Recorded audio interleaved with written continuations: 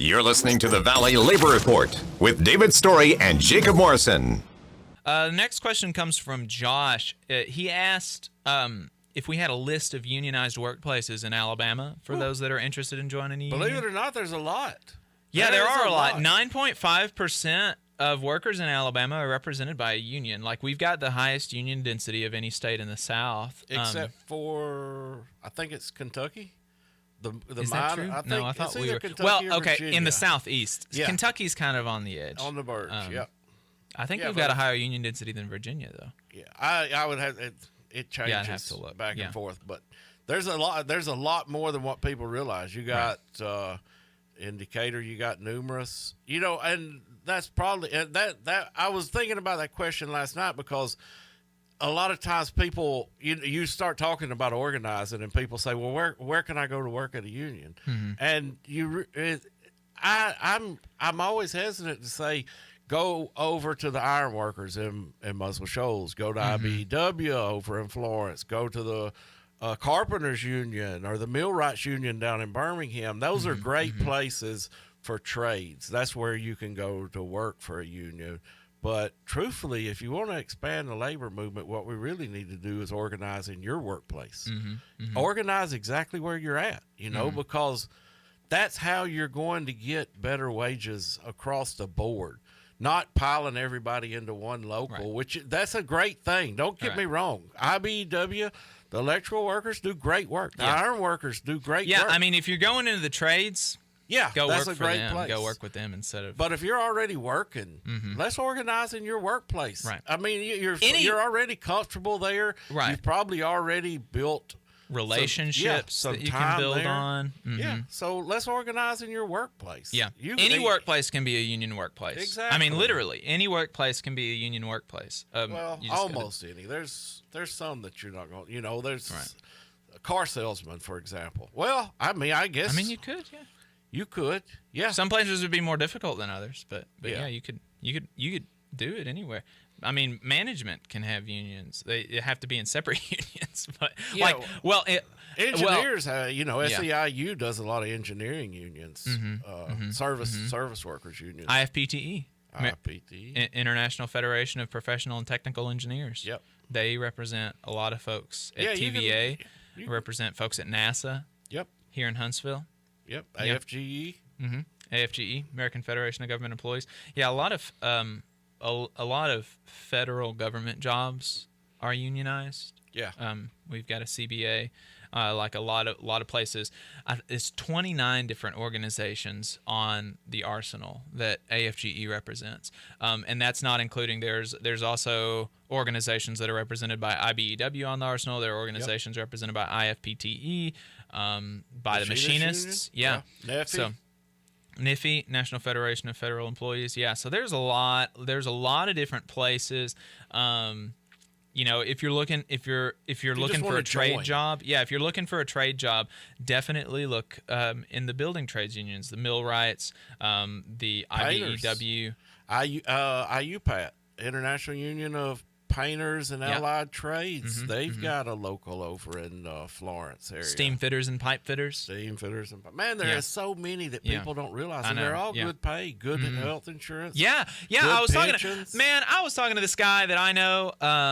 He was wanting to join some electrical working contractors, non-union, obviously, and I was telling him about the IBEW, and the pay was he was telling me what the deal that he had, and the pay was more, the benefits were significantly more. You get up to full promotion potential more quickly. I mean, it's just better. Just work, With the IBEW. Yeah, with the IBEW. Yeah. I mean, where else in the world are you getting 100% paid medical? Yeah, no kidding. The IBEW has 100% paid. You don't pay a penny. Yeah, employer-sponsored health insurance. That's just I don't have that. Yeah, and who's got pensions now? I mean, right. That's. I think they have a 401k. Do they have a 401k? Yeah, I think IBEW has a 401k. Okay. Yeah, but are they having to put into it themselves, or is the union putting into it? That's a good question. I can't remember. It's been a few weeks since I was talking to Tony IBEW. Quillen, if you're out there listening to us, let us know. Yeah, and we're gonna and that was a like about the functioning, how trade unions function, that's a question that I don't know all the answers to, and we're going to try to get Eddie Mitchell with the Ironworkers. Eddie Mitchell. Is he He's the president or the organizer? He's the lead organizer. He's the lead organizer for Local 477. Lead organizer for Local 477. We're going to get him in the studio here in the next couple of weeks to just talk about like what they do, how to join. That's one thing that the trades have really started doing in the last few years that hasn't traditionally been done is they organize in workplaces as well. You know, they're not just trades any longer. Right. They build solidarity with everybody, and I know the IBEW has got some people out on the Arsenal. Mm-hmm. Yeah, the IBEW does have some folks out on the Arsenal. Yeah, so you know, like if you're like, I don't know how old you are, but if you're like, you know, coming out of high school looking for a job, man, join a trade union. You know, like I was the stagehands. The stagehands, they do like all of the big stuff for the VBC, all the big shows, everything like that at the VBC. And he said the vice president of the stagehands union, he was talking to me about how they get a lot of folks out of UAH, the arts program there, and they get a college degree and stuff, and they're like, oh well, I want to be in the stagehands union, and I want to do this and that with the stagehands union. And he was like, well, that's great. We would have took you 4 years ago, and then we would have paid you for your education instead of you having to pay $100,000 for it at UAH and all that. Yeah, and that's something to mention is, you know, not just the stagehands, but every union affiliated with the AFL-CIO now is offering free college. Yeah. Free. Yeah. AFGE does it. We do it. Everybody is offering 100% paid free college, not just for the union member, but for their family, their children. I mean, think of how much of a game changer that is. Yeah, that's huge. Yeah. There's just so many good things, and so many different union workplaces, so many opportunities to form unions where you're at. Man, just go for it. It's so great having a union card.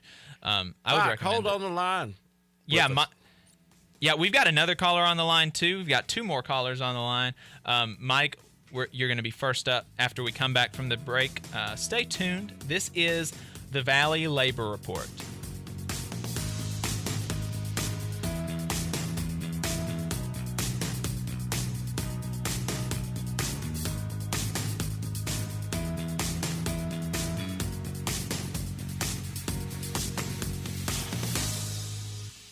Thanks for tuning in. We appreciate your time. If you want to see what we're up to throughout the week and get our snide quips about the news of the day, then you should follow us on social media. We're on Facebook at facebook.com/Valley Labor Report. We're on Twitter at Labor Reporters. I'm on Twitter at JacobM_AL. David is on Twitter at Radical Unionist. That's spelled RADICL Unionist. If you missed part of the show and want to go back and watch it later, search YouTube for The Valley Labor Report and subscribe to our channel. You can go back and watch the full show there, and we also clip segments throughout the week. And we also upload the program on more than 11 different podcasting apps. So you can see if we're on your listening platform of choice. You can go to thevalleylaborreport.transistor.fm/subscribe. And if you appreciate our work and want to help us stay on the air, then consider throwing us a couple dollars a month on patreon.com/The Valley Labor Report.